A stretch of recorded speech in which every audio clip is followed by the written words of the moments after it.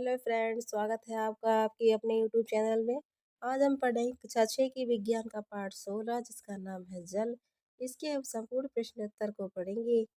सबसे पहले हम पढ़ेंगे इसके सही विकल्प को। इसका सब पहला है प्रश्न होगा पृथ्वी का कितना भाग जल से घिरा है। इसका सही उत्तर होगा पहला, लगभग 2/3 भाग। प्रश्न नंबर का है प्राकृतिक जल का शुद्धतम रूप है।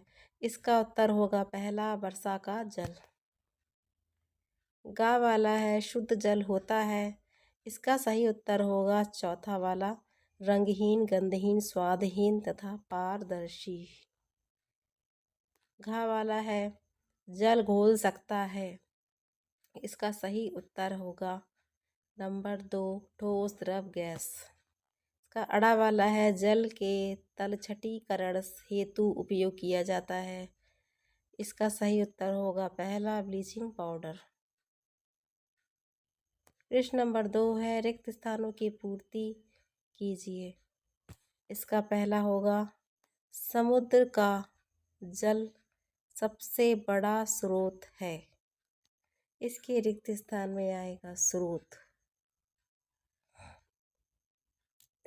खा वाला है जल सभी जीवधारियों का प्रमुख घटक है। इसके रिक्त स्थान में आएगा प्रमुख। गा वाला है जल में बहुत से पदार्थ घुल जाते हैं, इसलिए यह अच्छा विलायक है। इसके रिक्त स्थान में आएगा विलायक। घा वाला होगा जल की कठोरता उसमें घुले लवणों के कारण होती है। इसके रिक्त स्थान में आएगा लवणों। अड़ा वाला होगा क्लोरीन द्वारा जल में उपस्थित कीटाणुओं को नष्ट करने की प्रक्रिया को क्लोरीनीकरण कहते हैं। इसके रिक्त स्थान में आएगा क्लोरीनीकरण। प्रश्न नंबर 3 है नीचे कुछ कथन लिखे हैं, इनमें से सही के सामने सही तथा गलत के सामने गलत का निशान लगाइए। इसका पहला होगा अपमार्जक डिटर्जेंट मृदु व कठोर दोनों प्रकार के जल में झाग देता है। इसका होगा सही। खा वाला है शुद्ध जल 0 डिग्री सेल्सियस पर जमता है तथा 100 डिग्री सेल्सियस पर उबलता है। इसका भी होगा सही। गा वाला है कठोर जल कपड़े धोने तथा औद्योगिक कार्यों के लिए उपयुक्त है। इसका होगा गलत। खा वाला है जल 3 अवस्थाओं बर्फ, जल तथा जलवाष्प में पाया जाता है। इसका होगा सही। प्रश्न नंबर 4 है निम्नलिखित प्रश्नों के उत्तर दीजिए। इसका पहला प्रश्न होगा जल के 3 भौतिक गुण बताइए। इसका उत्तर है जल के 3 भौतिक गुण निम्नलिखित है। नंबर 1, जल रंगहीन, गंधहीन तथा पारदर्शी होता है। नंबर 2, जल की अवस्था ताप पर निर्भर है। नंबर 3, शुद्ध जल का क्वथनांक 100 डिग्री सेल्सियस होता है। खा वाला है जल में उपस्थित कीटाणुओं को नष्ट करने के लिए किस रासायनिक पदार्थ का उपयोग करते हैं। इसका उत्तर होगा क्लोरीन, पोटेशियम परमैंगनेट व ब्लीचिंग पाउडर। प्रश्न नंबर 5 है कठोर जल एवं मृदु जल में क्या अंतर है। इसका उत्तर होगा नंबर 1, जल की भिन्नता उसमें घुले हुए लवणों के कारण होती है। लवणों की घुलनशीलता के आधार पर जल मृदु एवं कठोर होता है। जल में कुछ लवणों की उपस्थिति हमारे आधार पर जल स्वास्थ्य के लिए हानिकारक नहीं होती है। ऐसे जल को मृदु जल कहा जाता है।